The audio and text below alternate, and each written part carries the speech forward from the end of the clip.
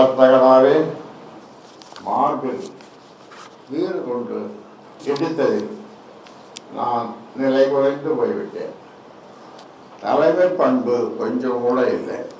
ஆங்கிலத்தில் leadership qualities என்று சொல்லுவார். நான் உங்களை கேட்குறேன், யார் உழைத்து வளர்த்த கட்சி? யார் யாருக்கு கட்டளை இடுவது? எவர் என்ன எதிர்பார்த்தாருன்னா, கேட்ட சாதிட்டு நான் யாரையும் பார்க்கக்கூடாது, உள்ளவே இருக்கணும், பொய் பூசாமல் பேசுவார். வரும் காலம் நம் காலம், மாற்று கருத்தே கிடையாது. ஏதோ சில குழப்பங்கள்லாம் நடந்துட்டு இருக்குது, அதெல்லாம் தற்காலிகமான குழப்பங்கள் எல்லாமே சரியாகிடும், சரிப்படுத்திடுவேன். இப்போ இன்றைக்கி காலையில் ஒரு லெட்டர் நம்முடைய பொருளாளர் திலகபாமாவுக்கு மாற்றாக ஏதாவது ஒரு அறிவிப்பு இருந்தது. அடுத்த 10 நிமிஷத்தில் நான் ஒரு லெட்டர் கொடுத்துட்டேன். திலகபாமா பொருளாளராக தொடருவார். ஏன்னா இப்போ நானும் அவங்களும் பொதுச் செயலாளரும் பொதுக்குழுவால் தேர்வு செய்யப்பட்டவர்கள். அல்லது தேர்தல் ஆணையம் அங்கீகரிக்கப்பட்ட பாட்டாளி மக்கள் கட்சியுடைய பொதுக்குழு, அதுவால் தேர்வு செய்யப்பட்ட நாங்கள்லாம் தேர்வு செய்யப்பட்டிருக்கிறோம். நீ தான் அந்த தொகுதி 3 தொகுதியுடைய மாவட்ட செயலாளர். நீ தான் உன்னை யாராலும் மாற்ற முடியாது. பொதுக்குழுவால் தேர்வு செய்யப்பட்ட கட்சி தலைவர் தான் மாற்ற முடியும். என் கடிதம் தான் சொல்லும். ஏன்னா என்னையிலிருந்து கட்சி தலைவராக இன்னைக்கு தேர்வு செய்யணும். அன்னிலிருந்து எனக்கு மன உளைச்சல் தான். அது நேற்று தான் விடுதலை கிடைச்சது. இன்னைக்கு நம்ம வேகமாக போகலாம். தயாரானீங்க, நான் தயார். எந்த தடைகள் வந்தாலும் அது உடை தெரிந்து நாம் முன்னேறுவோம். நான் என்னுடைய வாழ்க்கையில் எவ்வளோ சோதனைகளை நான் சந்திச்சிருக்கிறேன், எவ்வளோ அவமானங்களை நான் சந்திச்சிருக்கிறேன், அபாண்டமான பழிகளை நான் சந்திச்சிருக்கிறேன், நான் சுமந்திருக்கிறேன். அம்மா ஏதோ சொன்னாங்க, ஏன்பா ஓம் 2வது மகளை போட்டிருந்தா நீ சும்மா இருப்பியா, அது பேசாமல் தானே இருந்திருப்பேன் அந்த பொறுப்புக்கு அப்படின்னு சொன்னதான். அங்கே உட்காந்து பாட்டிலை தூக்கி அம்மா மேலே அடித்தான். நல்ல வேலை அவங்க மேலே படல, செலுத்தல பட்டு. எதுவும் சொன்னதெல்லாம் வந்து சாம்பிள். உலகத்தில் நான் ரொம்ப நேசிக்கிறது எங்கள் அம்மா தான். அதே போன்று அவங்க ரொம்ப நேசிக்கிறது என்ன தான். எங்கள் அம்மாவுக்கு ஒரு துரும்பு கூட அவங்க மேலே பட விட மாட்டேன் நான். இது வரைக்கும் இல்லை, இதுக்கப்புறமும். இப்படியெல்லாம் அபாண்டமான வார்த்தைகள்லாம் அது மட்டும்தான் எனக்கு தாங்க முடியும். அதுவும் கடந்து போகும், இதுவும் கடந்து போகும். யாருக்கிட்டையும் சண்டை வம்பு மட்டும்லாம் போக வேண்டாம் நீங்கள். ஏன்னா நீங்கள் அதெல்லாம் தட்டிட்டு இப்படி தட்டிட்டு போயிடுங்க.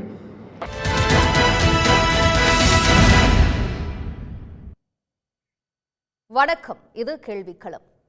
பாமகவுக்கு இனி தான் தலைவர் என அன்புமணி இன்றைய கூட்டத்தில் உறுதிபட தெரிவித்திருக்கிறார். நேற்றிலிருந்து தனக்கு விடுதலை கிடைத்து விட்டதாகவும் நீக்கப்பட்ட நிர்வாகிகளை மீண்டும் அவர் நியமித்து பேசியிருக்கிறார்.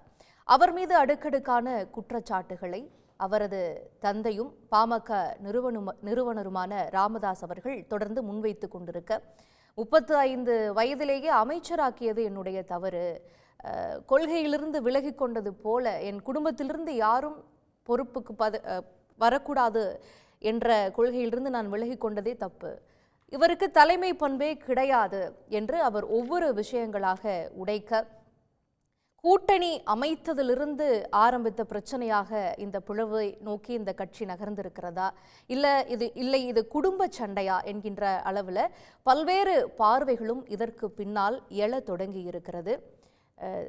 அவையத்து முந்தி இருப்ப செயலா, எண்ணூற்றான் கொள் எனும் சொல்லா என்பது போல இது தந்தை மகன் பிரச்சனையாக பார்க்க வேண்டியிருக்கிறதா, நீரடித்து நீர் விலகுவதில்லை என்ற நிலை மாறி தற்போது பாமகவிற்குள் புயலே கிளப்பி இருக்கிறது. பிளவை நோக்கி செல்கிறதா பாமக? நிர்வாகிகள், தொண்டர்கள் யார் பக்கம் நிற்பார்கள்? விவாதத்தில் இணைந்திருக்கிற விருந்தினர்களை வரவேற்போம். அரங்கத்தில் இணைந்திருக்கிற மூத்த பத்திரிகையாளர் ஜென்ராம் அவர்களை வரவேற்கிறேன். மார்க்சிஸ்ட் கட்சியிலிருந்து இணைந்திருக்கிற கே கனகராஜ் அவர்களை வரவேற்கிறேன். வழக்கறிஞர் அக்ரீஸ்வரன் அவர்களை வரவேற்கிறேன். அரசியல் விமர்சகர் ரமேஷ் சேதுராமன் அவர்களையும் வரவேற்கிறேன். பாமக முன்னாள் நிர்வாகி SP தியாகராஜன் அவர்களையும் வரவேற்கிறேன். முதல்ல திரு கனகராஜ் அவர்களிடமிருந்து போகணும்னு நினைக்கிறேன். ஒரு சம்பவம் நடந்தது. இந்த கூட்டணி அமைப்பதற்காக, இந்த நாடாளுமன்ற தேர்தலுக்கான கூட்டணி அமைப்பதற்காக நான் எடப்பாடி பழனிசாமி அவர்களோடு பேச சொல்லி ஒரு கடிதம் எழுதி அதில் பேச சொல்லியிருந்தேன். அவரும் பேசுகிறாரு. சி.வி. சண்முகம் அவர்களை வைத்து பேச்சுவார்த்தைக்கு பிறகு இந்த கூட்டணி அமையக்கூடிய சூழலில் 2 பேரும் என்னுடைய காலை பிடித்து கொண்டு அழுதார்கள். அப்போது முத்து உதிர்த்ததை போல ஒரு பொன்னான வார்த்தைகளை அன்புமணி சொன்னார். இந்த கூட்டணி அமையலைன்னா நீங்கள் தான் எனக்கு கொள்ளி வைக்கணும் என்று சொன்னார் என்று ராமதாஸ் அவர்கள் சொல்கிறாரு. அதற்கு பின்னாடி வெளியில் பார்த்தா பாரத் மாதா கி ஜேன்னு ஒரு குரல் கேட்குது.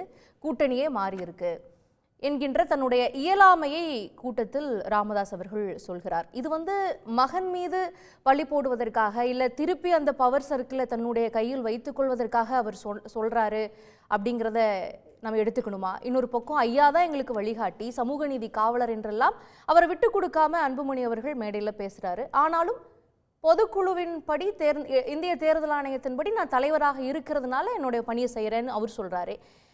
இதை எப்படி நம்ம பார்க்கணும், எப்படி புரிஞ்சுக்கணும்? இல்லை, நான் இதை வேறு விதமாக பார்க்குறேன். இது அப்பா மகனுக்கு இடையே இருக்கக்கூடிய சண்டை அல்ல. இன்னைக்கு பாஜகவோட போகணும்னு காலை பிடிச்சிக்கிட்டு அழுதாங்கங்கிறதுக்கு திரு அன்புமணி ராமதாஸ் ஏதாவது பதில் சொல்லியிருக்காரா? மற்ற விஷயத்துக்கெல்லாம் பதில் சொன்னார், அந்த விஷயத்துக்கு பதில் சொன்ன மாதிரி எனக்கு தெரியல. ஸோ இதில் அதிமுகவுக்கு ஒரு மிகப்பெரிய செய்தி இதுக்குள்ளே இருக்குது. நீங்கள் அவங்களோட கூட்டணி சேர்கிற கட்சிகளை அவங்க உள்ளுக்குள்ளே இருந்தே உடைப்பாங்க பாஜகவோட. நீங்கள் அஜித் பவார், சரத்பவார் உறவினர்கள் தான், ஆனால் உடைச்சாங்க. ரொம்ப சிவசேனாவில் ஏற்கனவே ஒரு உடைப்பை ஏற்படுத்தினாங்க. அப்புறம் அதுக்கு பின்னால் ரொம்ப இவருக்கு லெஃப்டினண்ட்டாக இருந்த ஏக்நாத் சிண்டேயை வச்சு உடைச்சாங்க. சில கட்சிகளை உடைப்பாங்க. அப்புறம் ஜனநாயக ஜனதா கட்சின்னு ஒன்று நீங்கள் ஹரியானாவில் அது கூட்டணி மந்திரி சபை தான் இருந்தது. துணை முதலமைச்சராக நீங்கள் துஷ்யந்த் சௌத்தாலாலாம் இருந்தார். அந்த கட்சி என்னாச்சு? அந்த ஒரு ஆட்சி முடிகிறதுக்குள்ளேயே அதை உடைச்சிட்டாங்க. எனவே நீங்கள் இப்படி வரிசையாக பார்த்தீங்கன்னா சிவசேனா, தேசியவாத Congress, JJP, AIADMK, Gorkha National Front, அகாலிதளம், இவங்க கூடவே இருந்த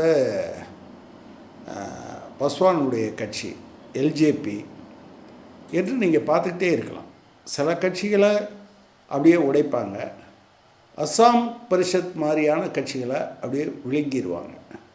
ஸோ இவங்களுடைய அந்த தந்திரம் அல்லது திருதராஷ்டிர ஆலிங்கனத்துக்கு ஈடு கொடுக்கறது மாதிரி இவங்க இருக்க மாட்டாங்க.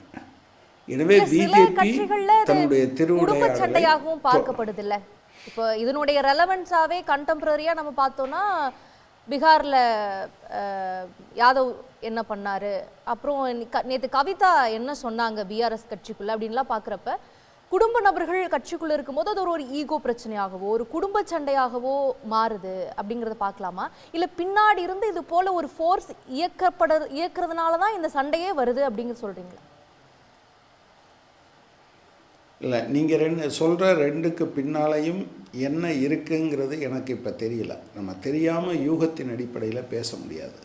நான் சொல்கிறதெல்லாம் இதுக்கு முன்னால் நடந்த பிறகு அவங்க எப்படி மாறினாங்க என்பதோடு சேர்த்து தான் நான் அந்த விஷயத்தை பேசுகிறேனே தவிர யூகத்தின் அடிப்படையில் ஆமாம் கவிதா சொல்லியிருக்காங்க என்று நான் அதை அப்படி போக மாட்டேன். அது இன்னும் கொஞ்சம் அது வெளிப்படையாக தெரிந்த பிறகு நாம் பேசலாம். ஆனால் ஒன்றே ஒன்று அவங்க என்ன வச்சுருக்காங்கன்னா, அந்த அடுத்து கெடுப்பது என்பதை அவர்கள் தொடர்ச்சியாக வைத்து கொண்டே இருக்கிறார்கள். அதில் தான் நான் சொல்கிற எல்லாம் அடங்கும். நீங்கள் அந்த கட்சியை இர்ரெலவெண்ட்டாக மாற்றுவாங்க சில நேரத்தில். மாயாவதி இப்போ அந்த சீனில் இருக்காங்களா? மாயாவதி தனிச்சு நின்று வெற்றி பெற்றாங்கல்ல, அப்புறம் பிஜேபியோடு சேர்ந்து ஆட்சி அமைச்சாங்கல்ல, அதுக்கு பின்னால் அவங்களுடைய ரெலவன்ஸ் என்னாச்சு? ஆக்சுவலாக ஒன்ஸ் அது ஒரு பெரிய அளவுக்கு வட மாநிலங்களில் இன்னும் சொல்லப்போனால் தென்னிந்தியாவில் கூட அவர்கள் கால் பதிப்பார்கள் என்று எதிர்பார்த்தது. கூர்க்கா நேஷனல் ஃப்ரண்டு தனி கூர்க்கா நாடு வேணும்னு கேட்டுட்டு இருந்தாங்க. ஜஸ்வந்த் சிங்னு ஒரு பாதுகாப்புத்துறை அமைச்சர் இருந்தார். அவரை அவரை வந்து டார்ஜிலிங்கில் இருந்து எம்பியாக கொண்டு வந்தது கூர்க்கா நேஷனல் ஃப்ரண்ட். இன்றைக்கி அந்த கட்சி இருக்கா? ஆனால் பாஜக அந்த இடத்துல 2வது இடத்துக்கு வந்துருச்சுங்கிறத நீங்கள் பார்த்துருக்கீங்க. இப்படி நீங்கள் பார்த்தீங்கன்னு சொன்னால் அவங்களோட கூட்டணி சேர்ந்த கட்சிகளை அப்படியே கொஞ்சம் கொஞ்சமாக பேசி கபலீகரம் பண்ணிடுவாங்க. கூட்டணி சேராத கட்சிகளை அதில் இருக்கக்கூடிய ஒரு பகுதியை உடைச்சிருவாங்க. இது எல்லா காலத்திலும் அவங்க இப்போ இதில் கூட அவர் பிரதானமாக சொல்கிற விஷயம் என்னது, மற்ற விஷயங்களுக்குள்ளே அவர் போகலை. 2024 தேர்தலுக்கு முன்னதாக நான் அதிமுகவோடு போகலாம் என்று நினைச்சிருந்தேன். அப்படி போயிருந்தால் ஒரு 2-3 சீட்டு பாமக ஜெயிச்சிருக்கோம், ஒரு 6-7 சீட்டு வந்து அதிமுக ஜெயிச்சிருக்கோம். ஆனால் வந்து காலை பிடிச்சிக்கிட்டு நீங்கள் பிஜேபியோடு சேரவில்லை என்றால் நீங்கள் வந்து எனக்கு நீங்கள் கொல்லி வைக்க வேண்டியது இருக்கும் என்று தன் அப்பாவிடமே சொல்கிறது அல்லது மருமகளே தன்னுடைய மாமனாரிடம் சொல்வது என்பது கொஞ்சம் வித்தியாசமாக தெரியலையா? பிரேக் பண்ணி போகிறது, இல்லை உங்களுக்கு எனக்கும் பிடிக்கலை, நான் பிரேக் பண்ணிவிட்டு நான் போகிறேன் என்று சொல்வது ஒரு ரகம் என்றால் இதை நீங்கள் எப்படி பார்ப்பீங்க? இது அதிமுகவுக்கும் நான் இன்றைக்கி சொல்கிறேன், ரொம்ப ரொம்ப கவலையாக எனக்கு இருக்கிறது. தமிழ்நாட்டில் பெரிய கட்சிகளில் திமுகவும் அதிமுகவும் தான். இன்றைக்கி அவங்க அதிமுக போகிறேன்னு சொல்லியிருக்காங்க. அவங்களுக்கு இதுக்குள்ளே மெசேஜ் இருக்குதுன்னு சொல்கிறேன். நீங்கள் இந்தியாவில் எந்த கட்சியை அவங்க விட்டு வச்சாங்கன்னு நீங்கள் சொல்லுங்கள். இப்போ டிஆர்எஸ் வர வந்துட்டாங்க. நீங்கள் வந்து டிஆர்எஸுக்கு பின்னால் என்ன இருக்குங்கிறத நம்ம ஃபர்தராக பார்த்தோம்னா தெரியும். இதே போல நீங்க பாத்தீங்கன்னா கடந்த காலத்துல அவர் ராமாராவ் வந்து பிஜேபியோடு இந்த கட்சியை இணைக்கணும்னு நினைக்கிறாரு. அதுல எனக்கு உடன்பாடு இல்ல, நான் வந்து இன்னும் எவ்வளவு ஆண்டுகள் வேண்டுமானாலும் சிறையில் இருக்க தயார் அப்படின்னு கவிதா அவர்கள் ஒரு ஸ்டேட்மெண்ட் சொல்லி இருந்தாங்க. அப்ப அங்கேயும் ஏதோ ஒரு அழுத்தம் இருக்கோ அப்படிங்கிறது சந்தேகமா இருக்கு. அதான் நமக்கு முழுவதுமாக இந்த ஸ்டோரி அன்ஃபோல்ட் ஆகிற போது அது டீட்டெயிலாக தெரியும். எனவே தான் நான் சொன்னேன், காஷ்மீரில் பீப்புள்ஸ் டெமோக்ராட்டிக் பார்ட்டியிலேருந்து இப்போ தமிழ்நாட்டில் ஒரே ஒரு கூட்டணி வைக்கணும்னு போனார் நம்ம சரத்பவார். அந்த கட்சியை அதோட இணைச்சிக்கிட்டு போயிட்டாங்க. கூட்டணி தானே நீ வரணும்னு சொல்கிற, வா என் கட்சியோடவே சேர்ந்துரு அப்படின்னு இணைச்சி கூட்டு போயிட்டாங்க. அவங்க விழுங்கின கட்சிகள் என்று மட்டும் பார்த்திங்கன்னா, நீங்கள் ஒன்று நான் கூர்க்கா நேஷனல் ஃப்ரண்டை சொன்னேன், அதுக்கடுத்து டிஎம்சி அதாவது மம்தா பானர்ஜி வந்து என்டிஏவினுடைய ஒரு அங்கமாக இருந்தாங்க. அந்த கட்சியை உடைச்சாங்க.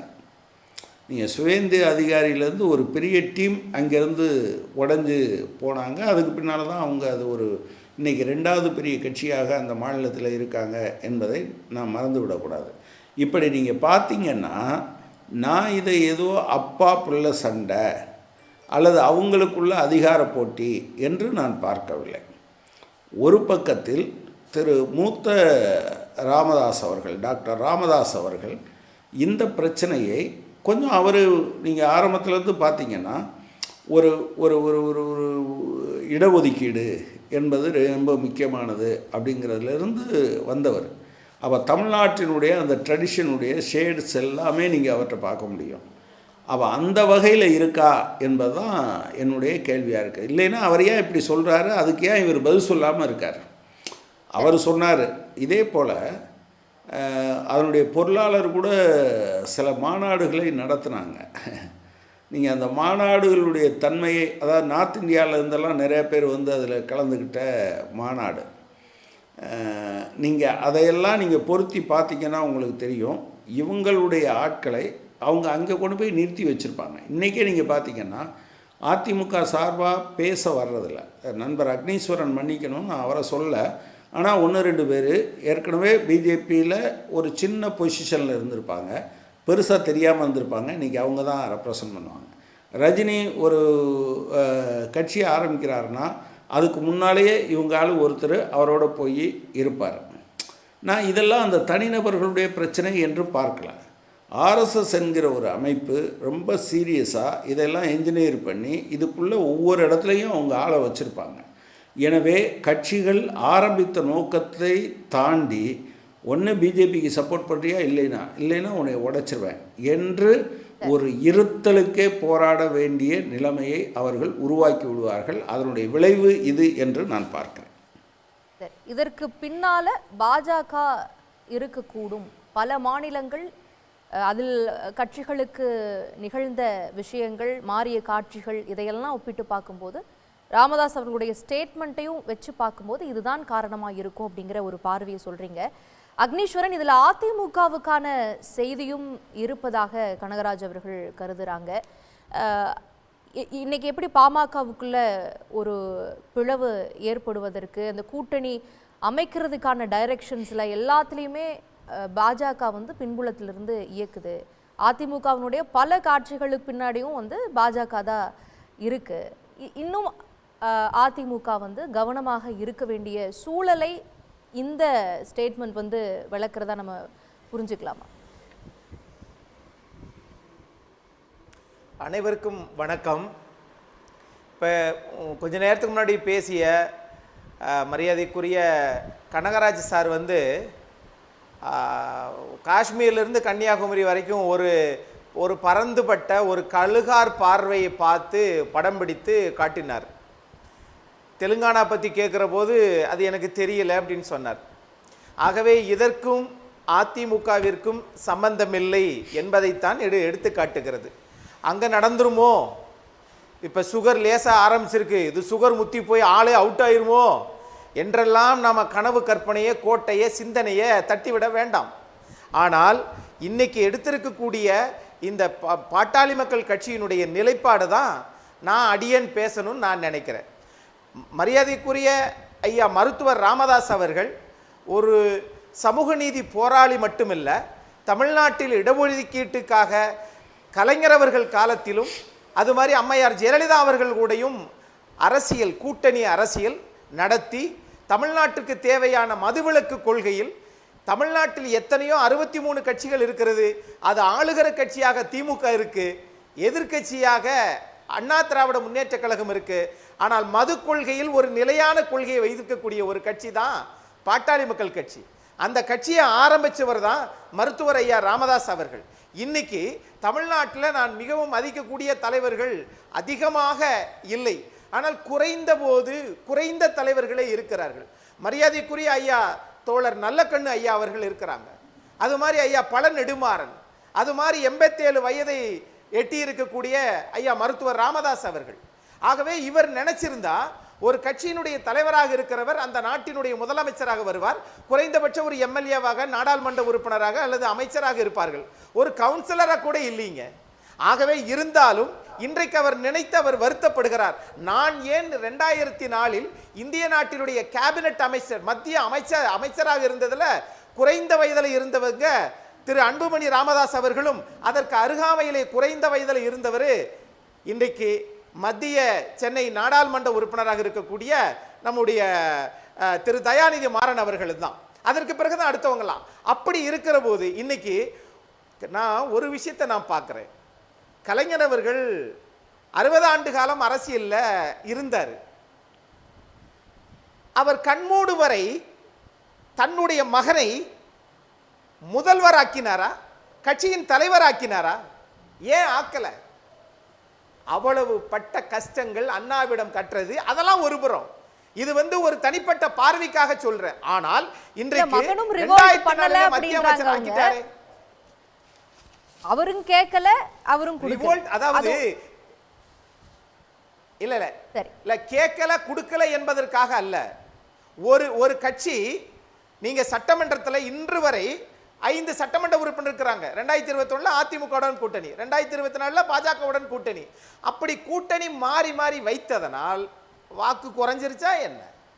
2021 3.8னா 2024 4.2 உயர்ந்திருக்கிறது. ஆகவே மக்கள் அவர்களுடைய பார்வை இருக்கத்தான் செய்கிறது. அப்படிதான் நான் பார்க்கிறேன். ஆனால் அது ஜாதி கட்சியாக இருந்தாலும் கூட ஒரு சமுதாய நோக்கத்தோடு சில நாட்டு மக்களுக்கு தேவையானதை முன்னெடுத்து நடத்துறாங்க. அதற்கு ஐயா மருத்துவருடைய உழைப்பும் அது கடினமான ஒரு சிந்தனையும் அவர்கிட்ட இருக்குது. இப்ப பாருங்களேன், ஒரு எல்லாருக்குமே வயசாகும், ஆனால் எல்லாருமே ஆசைப்படுவாங்க. ஆனால் ஐயா மருத்துவர் அவர்கள் 87 வயதிலும் இதுவரைக்கும் எந்த பதவிக்கும் வரல. ஜாதி சார்ந்த அரசியலை செய்யக்கூடிய கட்சியா ராமதாஸ் அவர்கள் அதுல சமூக பார்வை இருக்குதுன்னு சொல்றீங்க. குறைந்த வயதில் மினிஸ்டரா ஆனாரு திரு அன்புமணி அவர்கள். அப்பவெல்லாம் அவருக்கு பின்னாடி நின்னவர் தான் தன்னுடைய கட்சியினுடைய அந்த கொள்கையை கூட உடைத்து கொண்டு அன்புமணி அவர்களுக்கு அந்த வாய்ப்பு வர்றதுக்கு காரணமாக இருந்தவர் தான் ராமதாஸ். ஆனா இன்னைக்கு ஒரு பெரிய அவர்ஷனம் அவருக்குள்ள வந்திருக்கு. அந்த அவர்ஷனுக்கு காரணம் பாஜக. அதிமுகவும் நாங்களே இயல்பான கூட்டணி. ஒரு பக்கம் கட்சி தளர்ந்து போகுது, ஓட்டிங் பர்சன்டேஜ் கம்மியா இருக்கு. இடங்கள் இந்த தடவை அதிமுகவோட கூட்டணி அமைச்சிருந்தா 3 இடங்கள் எங்களுக்கு கிடைச்சிருக்கும், அவங்களுக்கும் 4 இடங்கள் கிடைச்சிருந்திருக்கும். அப்போ ஒரு கட்சியை நிலைநாட்ட வேண்டும் என்கின்ற ஒரு பதற்றம் அவர்கிட்ட இருக்குது. பாஜக மேலான ஒரு அவர்ஷன் இருக்குது. ஏன்னா சமூக நீதியை முன்னெடுத்து பேசக்கூடியவர், சமத்துவத்தை முன்னெடுத்து பேசக்கூடியவர், ஒரு மதச்சாயம் பூசக்கூடிய பாஜகவினுடைய ஒரு அங்கமா தன்னுடைய கட்சி மாறிடுமோ அப்படிங்கிற ஒரு பதற்றமும் அவர்கிட்ட இருக்கு. அப்படிங்கிறத புரிஞ்சுக்க முடியலையா? ஏன் இப்ப அவர் இப்படி பதறணும்? ஏன் இப்ப பேசணும்? கரெக்டு. அதாவது ஒரு 4-5 கேள்வியை மொத்தமாக ஒரு கேள்வியாக கேட்டுட்டீங்க. நான் ஒவ்வொன்றுக்கா பதில் சொல்கிறேன். அருமையான கேள்விகள். ஏன் 2004 அமைச்சராக்குனீங்க அப்படின்னு கேட்குறீங்க. அன்றைக்கு கலைஞர் அவர்கள், கருணாநிதி அவர்கள் நாட்டில் முதலமைச்சர் இருந்தீங்க, அங்கே இருந்தார்ல. இங்கே 2004 அவர் தானே கூட்டணி அமைச்சார். ஆகவே அன்றைக்கு இருந்த நிலைப்பாடு, அன்றைக்கு பாஜக என்பது சீன்லேயே இல்லைங்க. இன்றைக்கு தான் அவர்கள் பேசுகிறார்கள், கூட்டணி அங்க வைக்கிறேன் இங்க வைக்கிறேன் அப்படின்றாங்க. அதனால் மாநில கட்சிகளுக்கு பாதிப்பு வருமா? அன்புமணி மாற்றுகிறார். இது ஒரு மதச்சாயம் பூச பாக்குறாங்க பாஜக கபலீகரம் செய்து கொள்ள நினைக்கிறது. அதனாலதான் அந்த பதட்டம் அவருக்கு வந்திருக்கு. அன்னைக்கு அன்புமணி மேல நம்பிக்கை இருந்துச்சு, இன்னைக்கு ராமதாஸ் அவர்களுக்கு இல்லாம போனதுக்கு காரணம் பாஜகவா? அப்படி கிடையாது. பாஜக ஒரு தேசிய கட்சி. மாநிலத்தில் பன்னெடுங்காலமாக ஏறத்தாழ 70-80 ஆண்டுகளாக இங்க அதிக வாக்குகளை வைத்திருக்கக்கூடிய கட்சி அதிமுகவும் திமுகவும் தான். அதற்கு பிறகு சில மாநில கட்சிகள் அந்தஸ்து பெற்றிருக்கிறது. இன்னைக்கு தமிழ்நாட்டில் 12 கட்சிகள் மாநில தேர்தல் ஆணையத்தால் அங்கீகாரம் பெற்ற கட்சிகள். ஆகவே அந்த கட்சியின் அடிப்படையில் இன்றைக்கு சில கட்சிகள் இருக்குது இல்லையா? இந்த கட்சிகளை நீங்க பாஜக கபலீகரம் செய்திரும் என்பது கபலீகரம் இங்க செய்ய முடியாது. ஏன்னா இங்க இருக்கக்கூடிய கல்வி அறிவு அதிகம், இங்க இருக்கக்கூடிய கட்டமைப்புகள் அதிகம், இங்க இருக்கக்கூடிய படித்தவர்கள் அதிகமான சிந்திச்சு வாக்களிக்கக்கூடியவர்கள். ஆகவே நீங்க எது வரைக்கும் வந்தாலும் நீங்க கர்நாடகாவோட நின்றுக்கிறணும். தமிழ்நாட்டிற்கு அவர்கள் வர இயலுமா என்பது ஒரு கேள்வி. ஆனால் வர முடியாது. யாரும் தடுக்க முடியாது. ஒரு செக்டா எங்கெங்கெல்லாம் யாராருக்கெல்லாம் வாக்கு வங்கி இருக்கிறதோ அங்க உள் நுழைந்து அவை கபலீகரம் செய்து கொள்ள பாக்குறாங்க. அப்படித்தான் பாமகவும் இன்னைக்கு பிளவுபட்டிருக்கின்ற ஒரு பார்வை இருக்கு. இல்ல அது அந்த குற்றச்சாட்டு பாஜக மீதோ பாமக மீதோ நான் வைக்க தயாராக இல்லை. அது அரசியல் பார்வை. ஆனா ஏன் அப்படி பாக்குறாங்க? நான் தான் சொன்னேனே, 2 கட்சியில கூட்டணி வச்ச போதும், மாநில கட்சியோட கூட்டணி வைத்த போதும், தேசிய கட்சியோட கூட்டணி வைத்த போதும் பாமக வாக்கு வங்கி கூடி இருக்கு. ஆகவே சில இது என்னதான் இருந்தாலும் சார் இது அவங்களுக்குள்ள குடும்ப சண்டை, இது அப்பா மகன் பிரச்சனை அப்படி நீங்க பார்க்க கூடாது. அந்த பிரச்சனையா எழவே கூடாது. ஆகவே தமிழ்நாட்டை பொறுத்தளவுல அந்த கட்சி இந்த நாட்டிற்கு செய்தவைகள் என்ன அப்படிதான் நான் பார்க்கிறேன். அதே மாதிரி இந்த இதுல 10.5% கூட எது என்னதான் பிரச்சனை? இந்த பிளவுக்கு காரணம் என்ன? பிளவுக்கு காரணம் என்ன? பிளவுக்கு காரணம் என்ன? அது ஐயா மருத்துவர் ராமதாஸ் அவர்கள் சொன்னதையே நான் சொல்றேன். 2024 கூட்டணி அங்க வைக்க சொன்னாங்க. அதையும் தாண்டி நான் இப்ப கேட்கிறேன், உங்களுடைய பார்வைப்படியே பார்த்தா இதுல ஏன் அங்க கூட்டணி வச்சீங்க இங்க கூட்டணி வச்சீங்க எந்த கட்சியை நம்ம கேட்க முடியுமா? முடியாது. ஆனால் ஐயா மருத்துவர் அவர்கள்லாம் இவ்வளவு தூரத்துக்கு கட்சியை உருவாக்கி கொண்டு வந்து நிலைநிறுத்தி இருக்கிறாரு. இன்றைக்கு நீங்கள் அவங்களுக்குள்ள பிரச்சனை என்ன சொல்றாங்க? இதை நான் தனிப்பட்ட 4-5 பேர்கிட்ட மாவட்ட கழக அவங்க பாமக கேட்ட போது அவர்கள் சொன்னது என்னன்னு கேட்டீங்கன்னா, திரு முகுந்தன் அவர்களை நாங்க இது பண்ணாங்க, அதை ஐயா இவர் திரு அன்புமணி ஜூனியர் அன்புமணி ராமதாஸ் அவருக்கு பிடிக்கல. அதெல்லாம் அவங்க கட்சிக்குள்ள நடக்கிறது, அவங்க இது பிரச்சனை. ஆனால் இதனால் இந்த தமிழ்நாட்டிற்கு சேதாரம் ஏற்பட்டு விடக்கூடாது அப்படித்தான் நான் பார்க்கிறேன். எந்த கட்சியா இருக்கட்டும், ஒரு கட்சியை மாநில கட்சியை ஆட்சியில் இருக்கிற கட்சியை தேசிய கட்சிகள் வந்து கபலீகரம் செய்கிறது என்றால் நம் கொள்கை பிடிப்பிலிருந்து ஒருபோதும் நாம கீழே இறங்கிடக்கூடாது. இந்த திராவிட சித்தாந்தம், அது மாதிரி சமூக நீதி, கல்வி அறிவு, அனைவருக்கும் அனைத்தும் சமம் என்கிற நிலைப்பாட்டில் இருக்கக்கூடிய கட்சிகள் எந்த கட்சியா இருக்கட்டும், ஐயா மருத்துவர் ராமதாஸ் இருக்கட்டும், திரு எடப்பாடி பழனிசாமி அவர்கள் இருக்கட்டும், தமிழ்நாட்டுடைய முதலமைச்சர் திரு மு.க. ஸ்டாலின் அவர்களாக இருக்கட்டும், தேசிய கட்சிகள் தமிழ்நாட்டில் இடம் பெயர முடியாது. அப்படி முடியுதுன்னு கற்பனை பண்ணாலும் அது நடக்காது. ஓகே, திரு ஜென்ராம், நீங்க எப்படி பார்க்குறீங்க? இப்போ பர்ஃபார்மன்ஸ் பண்ணலை, அதனால செயல் தலைவராக்கப்பட்டார் அன்புமணி. கட்சி மேலே உண்மையாலுமே ஒரு அக்கறையும் பிடிப்பும் இருந்ததுன்னா செயல் தலைவராக இருந்து செயலாற்றி இருக்க வேண்டியது தானே. இந்த கட்சியை உருவாக்குனவன் நான் தானே, என்னுடைய கொள்கையிலிருந்து மாறுபட்டு இவர் பயணிக்கிறாரு என்கின்ற பல ஆதங்கங்களை வந்து அவர் முன்வைக்கிறாரு. தான் தாக்கப்பட்டதாகவெல்லாம், தன் மனைவி தாக்கப்பட்டதாகவெல்லாம் அவர் வெளிப்படையாக சில விஷயங்கள் எல்லாம் சொல்கிறத பார்க்குறோம். இன்னொரு பக்கம் அன்புமணி அவர்கள் வந்து இல்லை, ஐயா தான் எங்களுக்கு இன்னும் வழிகாட்டி, அவர் பாதையில் தான் நாங்கள் போகிறோம், ஆனால் தேர்தல் ஆணையம் இந்த கட்சியில் அங்கீகரிக்கப்பட்டிருக்கு, நான் தான் தலைவர் அப்படின்றாரு. இதற்கிடையே வந்து இந்த கூட்டணி பேச்சுவார்த்தையிலேருந்து ஆரம்பிச்சுதான் அந்த சண்டை, முகுந்தன் வந்ததுனால ஆரம்பிச்சுதான் அந்த சண்டை, இது ஒரு ஈகோ பிரச்சனை தானா, இப்படி நிறைய பார்வை இருக்கு. முகுந்தனை இளைஞர் அணியினுடைய தலைவராக போட்டதும் அதை அன்புமணி ஏற்காததும் ஒரு ட்ரிகர் பாயிண்ட் அப்படிங்கிறதுல சந்தேகமே இல்லை. ஏன் முகுந்தன் அங்க இளைஞர் அணிக்கு கொண்டு வரப்படுறாருங்க? அப்ப அதுக்கு பின்னாடி ஒரு ட்ரிகர் பாயிண்ட் இருந்திருக்கணும்ல. அதற்கு முன்னால தமிழ்குமரனை கொண்டு வருவதற்கான முயற்சி நடக்கும் போதும் அன்புமணி அதை எதிர்க்கிறார் அப்படிங்கிறது அவருக்கு டாக்டர் ராமதாஸுக்கு அதுல வருத்தங்கள் இருந்தது. ஆனா மகன் சொன்னதை ஏற்றுக்கொண்டார். அவர் வந்து அந்த செய்தியை தமிழ்குமரன் குடும்பத்திடம் கன்வே பண்றாரு. அதுக்கு அவர் வருத்தத்தோட கன்வே பண்றாரு. அவங்களும் அந்த வருத்தத்தோட அதை ஏற்றுக்கொள்கிறார்கள், அன்புமணி சொல்றாருங்கிறதுக்காக.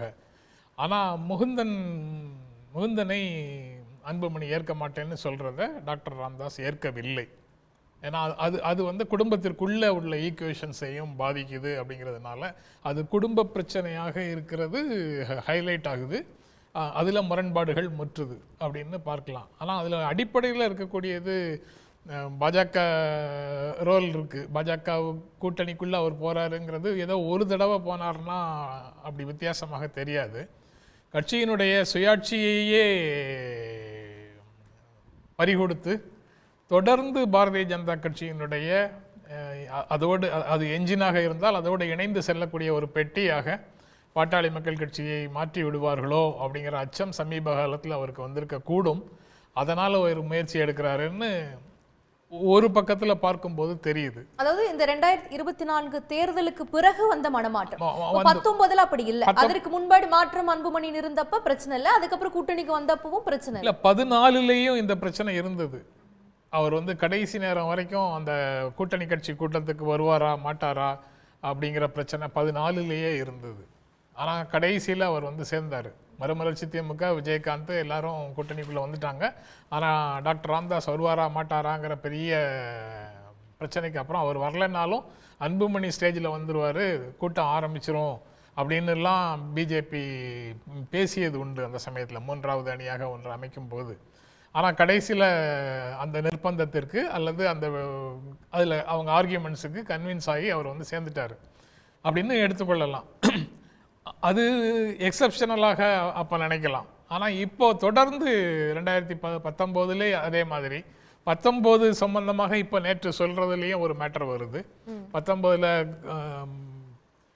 பிரதமராக மோடி பதவியேற்பு விழாவுக்கு பிறகு திரும்பி வரும்போது தலைவர் கட்சி என்னிடம் ஒப்படைத்து விடுங்கள், நானே பார்த்துக்கொள்கிறேன் அப்படின்னு அன்புமணி விமானத்தில் வரும்போது சொல்றாரு. அது எனக்கு கண்ணீர் வந்தது அப்படின்னு அவர் ஷேர் பண்றாரு. அப்போ அங்க இருந்து ஏதோ ஒரு இன்ஸ்ட்ரக்ஷன் கொடுக்கப்பட்டிருக்கு, அதன் அடிப்படையில் அன்புமணி இயங்கி இருக்காருன்னு கருதுறாரா ராமதாஸ்?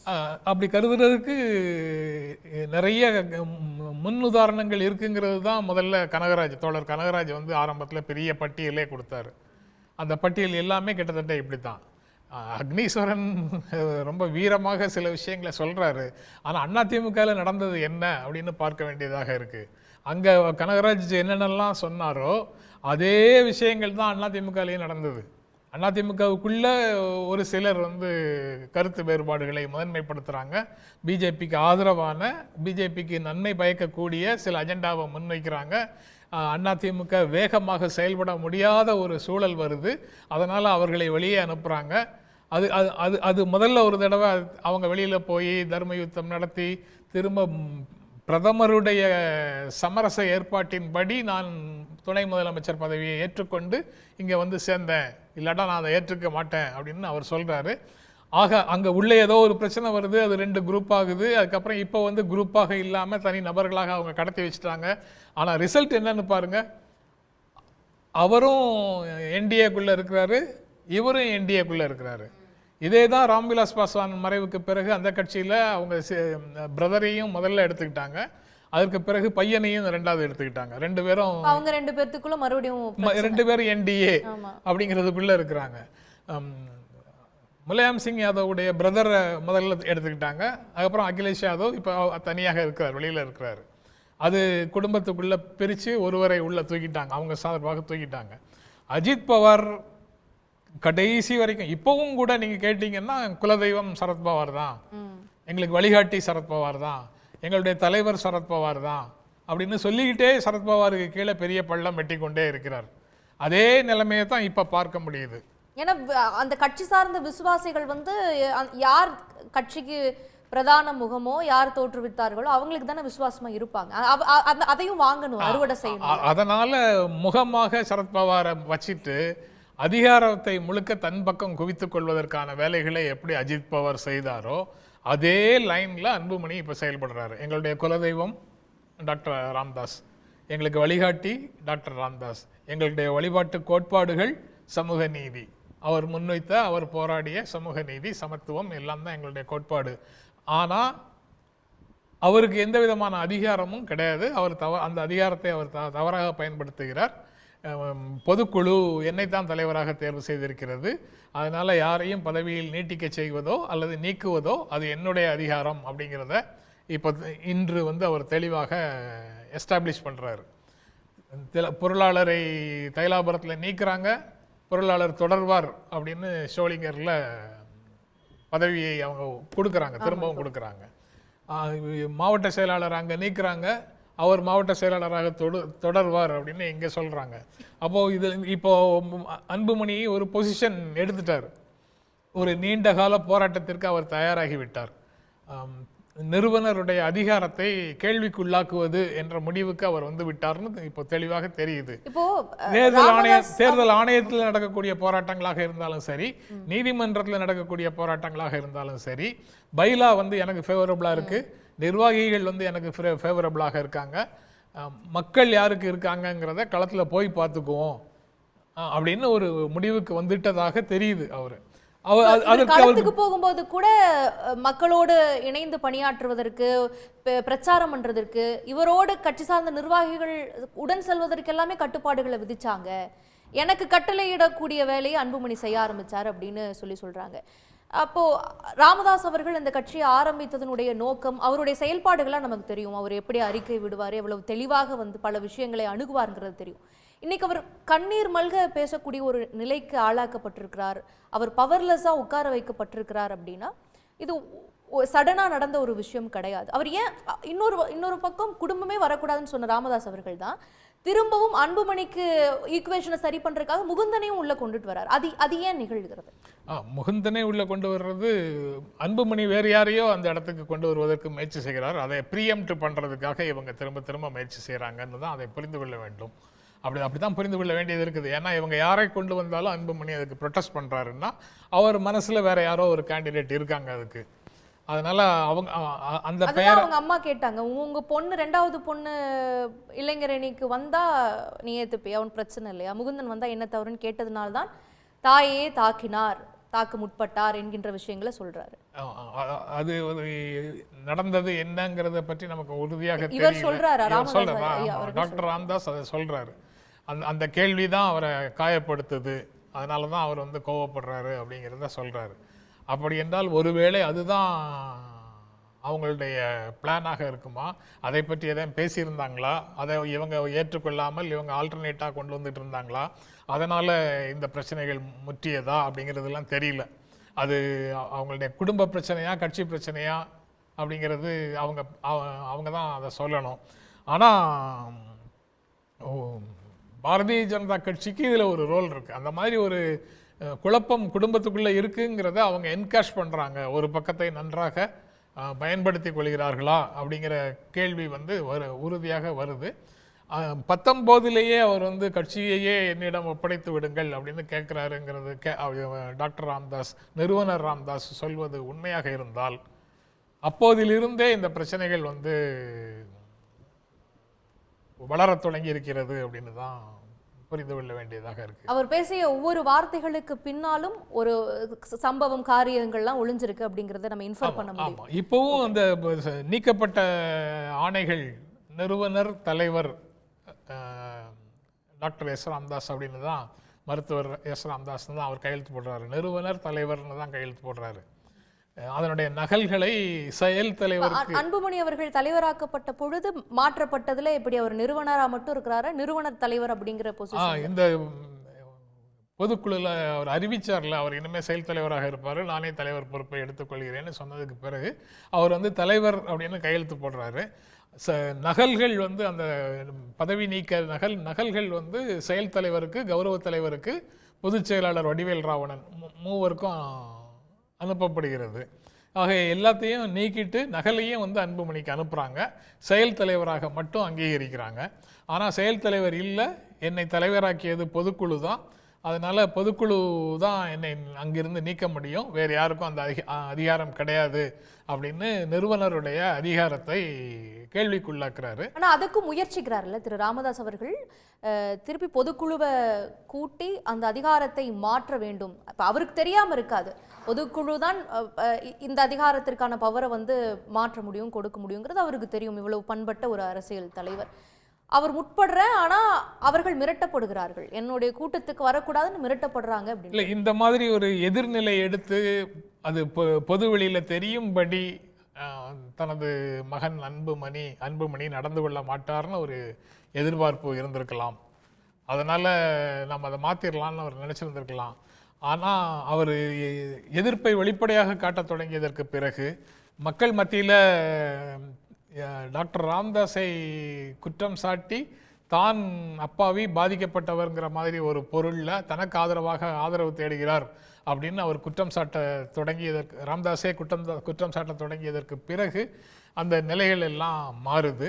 அப்போ தான் டாக்டர் அன்புமணி சுயமாக செயல்படுறாராங்கிறதே கேள்வியாக இருக்குது. யாரோ இயக்குகிறார்களா அப்படிங்கிற சந்தேகம் வருது அப்படின்னுலாம் அவர் சொல்கிறார். அவருக்கு தலைமை பண்பு இல்லை, அண்டமாக்ரெட்டிக்காக இருக்கிறாரு, நிர்வாக குழுவில் பிறர் பேசுவதையே அனுமதிக்க மாட்டார், நீ பேசாதன்னு சொல்கிறாரு அப்படின்னு அவருக்கு தலைமை பண்பு இல்லைன்னு சொல்கிறாரு, அண்டமாக்ரெட்டிக்னு சொல்கிறாரு, யாரோ இயக்குகிறார்கள்னு சந்தேகப்படுறேன் அப்படின்னு சொல்றாரு. அதை ஏத்துக்கலாம், யாரோ இயக்குகிறார்கள் என்று சொல்வதை ஏத்துக்கலாம், அதுல ஒரு இருக்குன்னு சொல்லலாம். ஆனா அவருக்கு தலைமை பண்பு இல்ல. அவர் சொல்ற யாரோ வேறொருவராகவும் நீங்க நினைக்கிற யாரோ வேறொருவராகவும் இருக்கிறதுக்கு வாய்ப்பு இருக்குல்ல. ஆமா, அது யாரோ தான். ஆனா இவர் தலைமை பண்பு இல்ல அப்படிங்கிறது அதன் மேல் இவர் கேள்வி எழுப்பினா இவருடைய தலைமை பண்பின் மேலும் அந்த கேள்வி ஒட்டிக்கொள்ளும். ஏன்னா இவர் தான் நிரூபிச்சு அமர்த்தியது இவர் தானே இவ்வளவு காலம் அன்புமணிக்கு பின்னால் இருந்தாரு. என்னதான் இதுல விமர்சனம் இருந்தாலும் மோடி அவர்கள் வந்த மேடையில இவரும் தானே பொன்னாடை போர்த்தி ஆற தழுவி கொள்கிறார் மோடியை.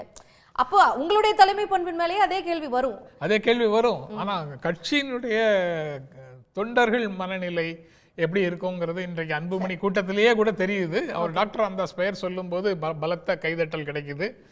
அதே சமயத்தில் அன்புமணிக்கு தலைவர் அன்புமணி, பாமக தலைவர் அன்புமணின்னு முழக்கம் எழுப்புறதையும் அங்கே பார்க்க முடியுது. ரெண்டுக்குமே ஆதரவு இருக்குது. அப்போ இந்த என்டையர் எபிசோட அவங்க விரும்பலை, அவங்க ரெண்டு பேரும் சேர்ந்து வேலை செய்வது தான் பெட்டர்னு தொண்டர்கள் நினைக்கிறாங்கன்னு புரிதல் தான் இந்த நிகழ்வுகள்ல வருது. ஆனா அவங்களுடைய ஈகோஸ் அதை விட பெரியதாக இருக்கு. ஆமா, இங்க ஈகோ பெரிய ஒரு ப்ளே பண்றதை பாக்குறோம். தொண்டர்கள் மனநிலை அறிவதற்கு முன்பாக யாரோ என்கின்ற அந்த அம்பு காட்டக்கூடிய பகுதி பாஜகவாக இருக்கிறது. ரமேஷ் சேதுராமன், நீங்க எப்படி கருதுறீங்க இந்த பிரச்சனைக்கு பின்பு குடும்ப சண்டைனோ இல்ல ஈகோ கிளாஷஸ்னோ மட்டும் ஒதுக்கிட முடியாது. எப்படி பாரத் மாதா கி ஜெய்னு ஒரு குரல் வெளியில கேட்க ஆரம்பிச்சதோ அப்பவே இங்க ராமதாஸ் அவர்கள் வந்து உடைய ஆரம்பிச்சிட்டாரு அப்படிங்கிறது பார்வையா இருக்கு. இல்லை நான் அப்படி பார்க்கல. எனக்கு முன்னாடி பேசியவர்கள் ஒவ்வொரு வாதத்தையும் எடுத்து வச்சாங்க. இப்போ நான் என்ன கேட்குறேன், இப்போ ராமதாஸ் ஐயா அவர்கள் வந்து எடுத்து வைக்கும்போது இப்போ நம்ம சொல்கிறது வந்து பேசுகிறது வந்து முழுக்க முழுக்க ஒரு குடும்ப விவகாரமாக இருந்தால் அதற்குள் 1000 இருக்கும். நம்ம கடந்த காலங்களில் இந்த மாதிரி அரசியல் பின்புலம் வாய்ந்த முக்கியமான பல குடும்பங்களில் பல விஷயங்கள் நடந்திருக்கு. அது வெளியில் வராத வரைக்கும், அதுவும் குறிப்பாக அது ஒரு அரசியல் பிரச்சனை ஆகாத வரைக்கும் நம்ம அதை விவாதிக்கிறதில்ல அப்படின்னு இருக்கு. ஆனால் இது அரசியல் விவகாரமாக, அதுவும் ஒரு முக்கியமான ஒரு பிரதான கட்சியாக இருக்கக்கூடிய, தமிழ்நாட்டில் ஒரு ப்ராமினன்ட் கட்சியாக இருக்கக்கூடிய பாமக என்னும் கட்சி, அதோடைய எதிர்காலம் என்ன அப்படிங்கிற முறையில் நம்ம இன்னைக்கு இதை விவாதிக்கிறோம் அப்படின்னு நான் பார்க்குறேன். 3-4 விஷயத்தை நம்ம வந்து இதில் பரிசீலனையில் எடுத்துக்கணும்.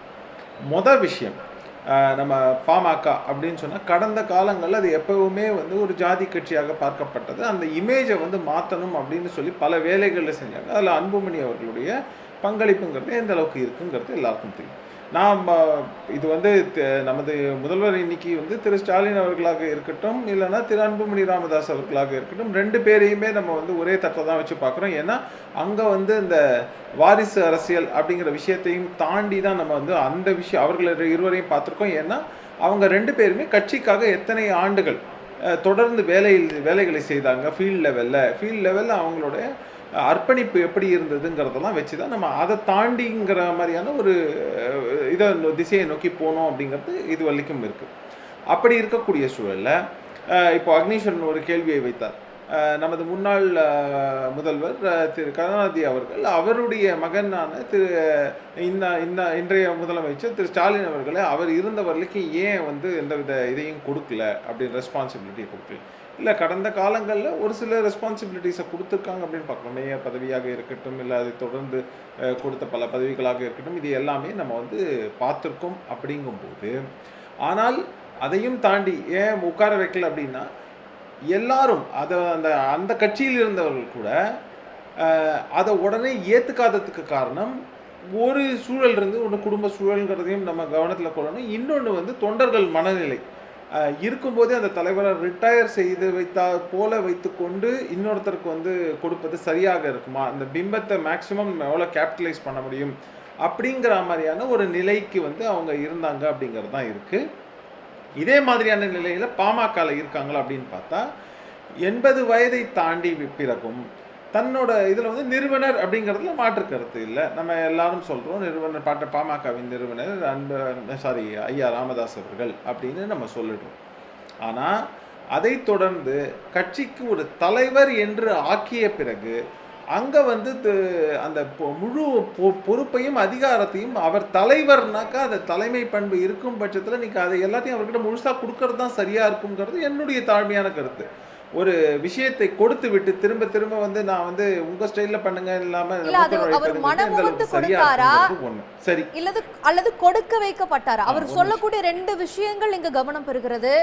ஒன்னு, 2019 டெல்லிக்கு சென்று மோடி அவர்களை சந்தித்து விட்டு வந்ததுக்கு பிறகு தனக்கு தன்னை தலைவராக்க வேண்டும் என்று அன்புமணி கேட்டுக்கொண்டார் அப்படிங்கிற ஒரு விஷயத்த சொல்றாரு. இப்ப கூட்டணி அமைக்கப்பட்டதுல தனக்கு விருப்பம் இல்லை பாஜகவோடு செல்வதற்கு. அதிமுகவோட கூட்டணி அமைச்சிருந்தா எங்களுடைய கட்சியோடைய பர்சன்டேஜ் வந்து செக்யூரா இருக்கும், 3 சீட்டு கிடைச்சிருந்திருக்கும், தன்னுடைய கட்சியை வலுவான ஒரு கட்சியாக காட்டிக்கொள்ளக்கூடிய நிலை இருந்திருக்கும். அங்கும் வெளியில பாரத் மாதா கி ஜெய்ன்னு ஒரு குரல் கேட்டது யாருன்னு பார்த்தா அண்ணாமலைன்னு சொன்னாங்க. சௌமியாவும் அன்புமணி அவர்களும் என் காலை பிடித்து கொண்டு அழுதார்கள் அப்படின்றார். அப்ப இந்த 2 இடங்களிலும் பாஜக கோட் பண்ணப்படுகிறது. அன்புமணி தலைவராக்கப்பட்டதற்கு பின்னால் ஒரு அழுத்தம் இருந்திருக்கா? இல்ல நான் எப்படி பார்க்குறேன் அப்படின்னாக்க, இதை வந்து ஒரு சாக்காக தான் சொல்லப்படுகிறது அப்படின்னு தான் நான் பார்க்குறேன். காரணம் என்னென்னா, நாங்கள் 3 சீட்டை வின் பண்ணியிருப்போம், இந்த மாதிரியாக பல விஷயங்கள் சொல்லும்போது உங்களுடைய அன்னைக்கு இருந்த ஒரு 20 வருஷத்துக்கு 25 வருஷத்துக்கு முன்னாடி இந்த பாமக எப்படி இருந்தது, அவர்களுடைய வாக்கு சதவீதம் என்ன, இன்னைக்கு என்ன வாக்கு சதவீதம்ங்கிறதுலேருந்து ஆரம்பித்து பல கேள்விகள் இருக்குது. இதுக்கு இன்னொரு உதாரணம் சொல்லணும் அப்படின்னாக்கா நம்ம வந்து தேமுதிகவை எடுத்துக்கொள்ளலாம். அதனால் நம்ம வந்து ஒரு 25 வருஷம் எப்படி ஆச்சுன்னு பார்க்குறோம். அதே மாதிரி பல கட்சிகள் வந்து சரிவை சந்தித்து அதில் ஒன்று பாமகவும் இருக்குது. பெரிய சரிவா சின்ன சரிவாங்கிறதெல்லாம் வந்து உள்ளுக்குள்ளே நான் போக விரும்பலை.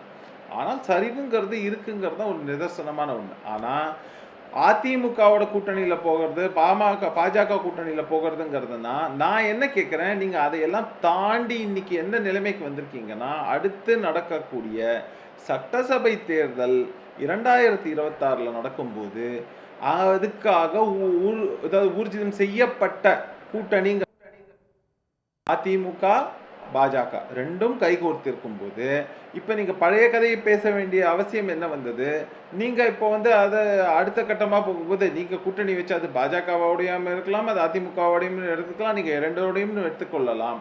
அப்போது அங்கே என்ன பிரச்சனை வருது? இந்த சமயத்தில் வர வேண்டிய அவசியம் என்னங்கிறது கேள்வி நம்பர் 1. ரெண்டாவது முக்கியமான விஷயம் நம்ம கவனத்தில் எடுத்துக்கணும் அப்படின்னு நீங்கள் பார்த்தீங்கன்னா,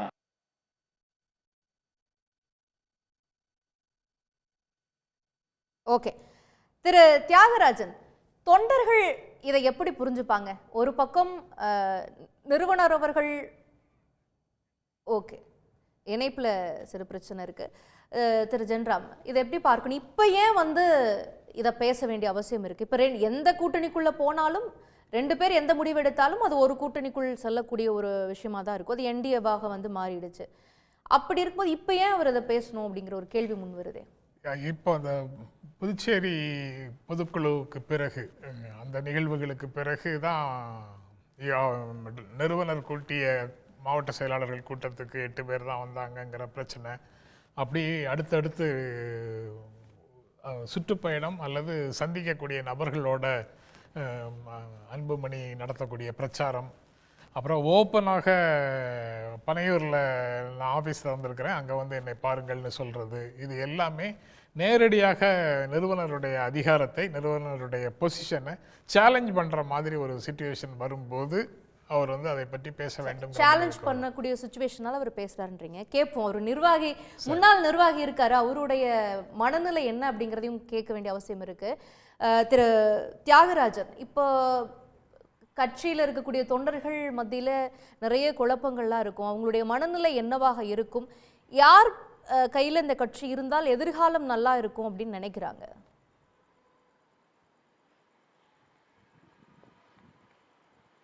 வணக்கங்க.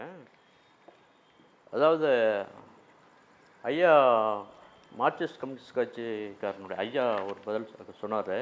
இந்தியாவில் இருக்கிற ஒவ்வொரு மாநிலத்துலேயும் அந்த கட்சியை வந்து பாஜக கபலீரிசம் பண்ணிடுச்சு அப்படின்னு சொல்லிட்டு இருந்தார். அவர் கருத்தை நான் என்னுடைய கருத்தை அவர் தவறாக புரிஞ்சிக்கூடாது, சொல்லணுங்கிறதுக்காக சொன்னேன்.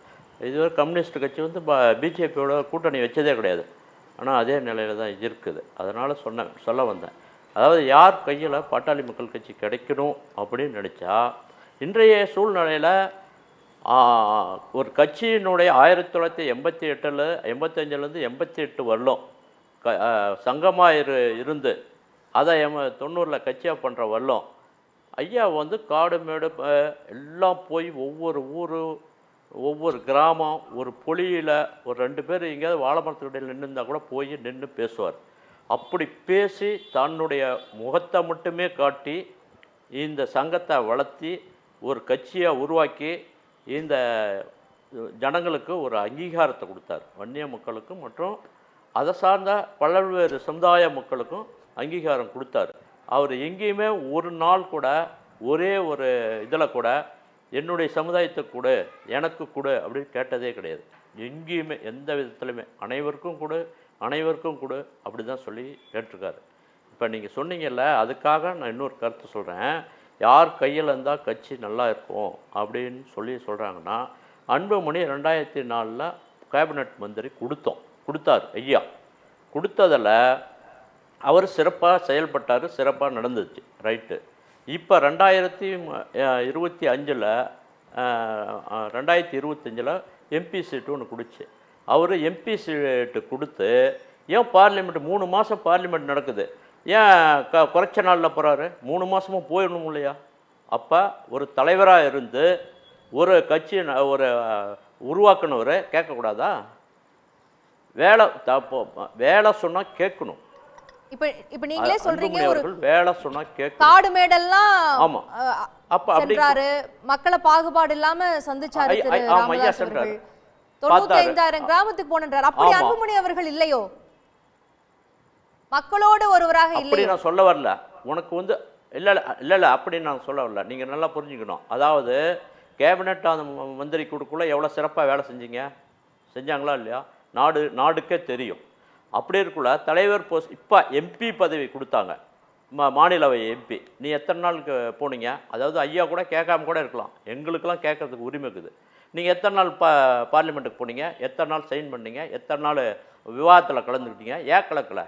ஒரு கட்சின்னா ஒரு எம்எல்ஏவோ ஒரு எம்பியவோ வந்துட்டா அந்த சபைக்கு போய் விவாதத்தில் கலந்து மக்களுக்கான தேவைகளை கேட்கணும். இப்போ கேட்கல, அது யார்? உன்னை யார் கேட்குறது? ஐயா தான் கேட்க முடியும். அதை தான் கேட்டார். உன்னை கோவப்படக்கூடாது.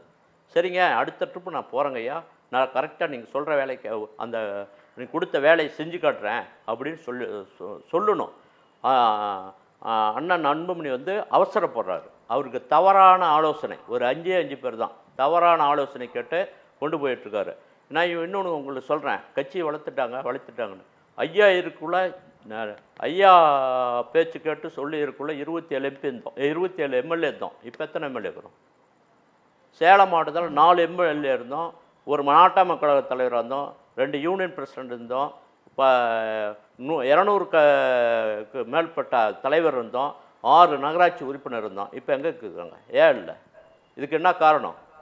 சரியான ஒரு எந்த நிர்வாகி வேலை செய்கிறான், எப்படி வேலை செய்கிறான், அதை நீ ஆய்வு பண்ணணும். அந்த ஆய்வு மூலமாக வேலை செஞ்சவன் நல்லவனா கட்டணும், வேலை செய்கிறவனுக்கு அவனுக்கு சரியான ரெஸ்பான்ஸ் கொடுத்து அவனை ஊக்கப்படுத்தணும். தலைவராக்கிய போது அவர் வேலை செஞ்சாரு, செய்யவே கூடாது. அதனால தான் அவர் தலைவராக்கப்பட்டாரா?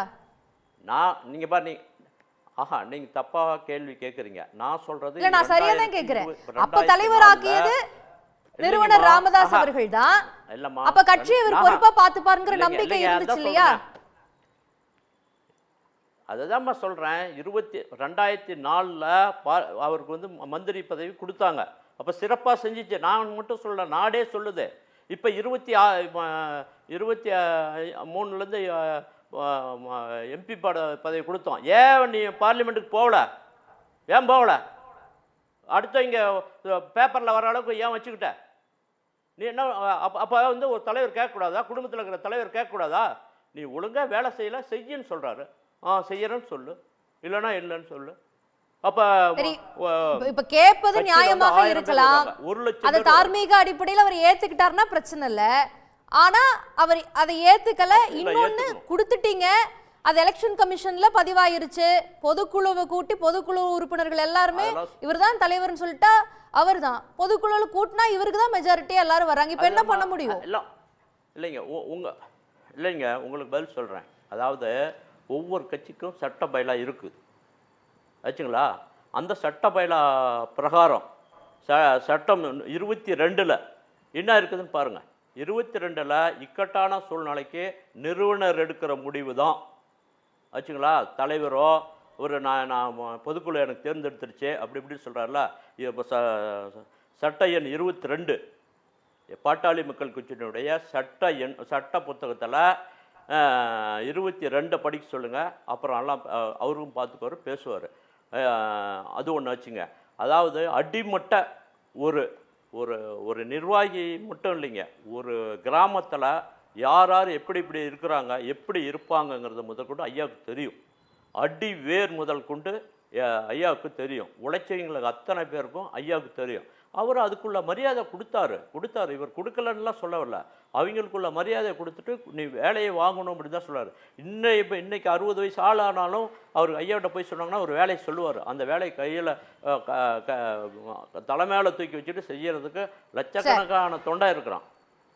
இப்போ எப்படி உங்களுக்கு இன்னைக்கு 15 லட்சம் குடும்பத்துக்காரு வன்னியர் சங்க மாநாட்டுக்கு வந்தாங்கன்னா எப்படி வந்திருப்பாங்க? இக்கட்டான சூழல்ல நிறுவனர் எடுக்கக்கூடிய முடிவுதான் இறுதியானதுன்னு உங்க கட்சியுடைய சட்டம் சொல்லுதுன்னு. இறுதியானது 22. ஆமா ஆமா ஆமா சரி, ஓகே. மக்களிடம் ஒரு கேள்வி கேட்டிருந்தோம் இது தொடர்பாகத்தான். அதுக்கு போயிட்டு வந்துடுறேன்.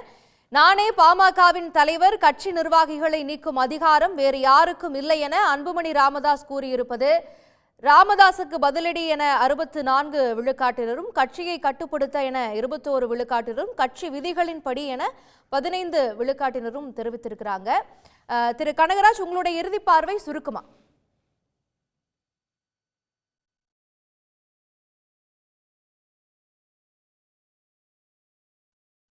திரு ஜெயராம், உங்களுடைய இறுதி பார்வை சுருக்குமா? ராமதாஸுக்கு பதிலடி அப்படின்னு 64% பேர் வாக்களிச்சிருக்கிறாங்க. அது இம்மீடியட்டாக நேற்று அவர் பேசியதற்கு இன்று இவர் பதில் சொல்கிறது அப்படி தான் ஒரு உணர்வை கொடுக்கும். அதனால் அந்த 64 அப்படி தான் வருதுன்னு நினைக்கிறேன். எனக்கு அடிப்படையில் இந்த மோதல் கொள்கை ரீதியான மோதலா அப்படிங்கிற கேள்வி மீண்டும் மீண்டும் வருது. ஏன்னா Edappadi Palaniswami versus EPS versus ஓபிஎஸ்ங்கிற பிரச்சனையை, அதிமுக பிரச்சனையை பல வருடங்களாக பேசிகிட்டு இருந்தோம். பாரதிய ஜனதா கட்சியால் நேரடியாக ஆப்ரேட் செய்யப்படுபவர் ஓபிஎஸ். இபிஎஸ்க்கு அப்படி இல்லை அப்படின்னு அந்த 2 பேருக்கு இடையில் உள்ள முரண்பாடை பற்றி மட்டும் பேசும்போது ஈவன் நான் உட்பட பல்வேறு நபர்கள் சில விவாதங்களில் எடப்பாடி பழனிசாமிக்கு ஆதரவாக பேசியிருக்கிறோம். ஆனால் கால ஓட்டத்தில் என்ன நடக்குதுன்னு பார்த்தா 2 பேருமே என்டிஏக்குள்ளே இருக்கிறாங்க. அதே மாதிரி தான் பாட்டாளி மக்கள் கட்சிக்குள்ள ஒருவேளை இந்த முரண்பாடுகள் முற்றி கூர்மையடைந்து தனித்தனியாக 2 குழுக்களாக செயல்பட வேண்டிய நிலை வந்தாலும் இவங்க 2 பேருமே வலதுசாரி சார்போடு பாரதிய ஜனதா கட்சியை ஆதரிக்கக்கூடிய நிலையில தான் இருப்பாங்களோ அப்படிங்கிற எண்ணமும் இதற்குள்ள வருது.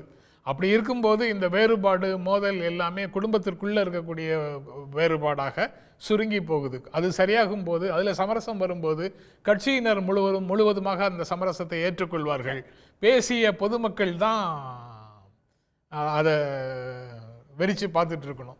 ஓகே, தொண்டர்களும் எப்படி பார்ப்பாங்க அப்படிங்கறத பொறுத்து பார்க்கணும். திரு கனகராஜ், உங்களுடைய இறுதி பார்வை சுருக்குமா? இல்லை, அதான் நான் ஏற்கனவே சொன்னது மாதிரி தான். ஒன்று, திரு ராமதாஸ் அவர்கள், டாக்டர் ராமதாஸ் அவர்கள் அவர் எந்த பதவியும் ஏற்றுக்க போகிறதில்லைன்னு சொல்லிட்டார். ஆனால் அவர் நடத்துகிற இந்த போராட்டத்தை நான் எப்படி பார்க்குறேன்னா, ஒரு கட்சியை ஆரம்பித்திருக்கிறார். அந்த கட்சி அதனுடைய நோக்கத்திலிருந்து விலகுவதாக நினைக்கிற போது அது மகனாக இருந்தாலும் அதை அனுமதிக்கக்கூடாதுன்னு நினைக்கிறாரோ அப்படின்னு எனக்கு தோணுது. வேற இவர் அன்புமணி ராமதாஸ் அவர்கள் நிறையா பொசிஷன்ல எல்லாம் இருந்திருக்கார். எனவே பிஜேபியோடு போவது என்பது தான் அவங்க அன்புமணி ராமதாஸ் காலப்பிடிச்சு எழுதாரு, கொல்லி வைக்கணும்னு சொன்னார் என்று சொல்கிற போது, இல்லைன்னா நீங்கள் தான் என்னை கொல்லி வைக்க வேண்டி இருக்கும்னு சொல்கிறாருன்னு சொன்னபோது அவ்வளோ உருக்கமாக சொல்ல வேண்டிய அளவிற்கான விஷயம் அதுக்குள்ளே என்ன இருக்குது?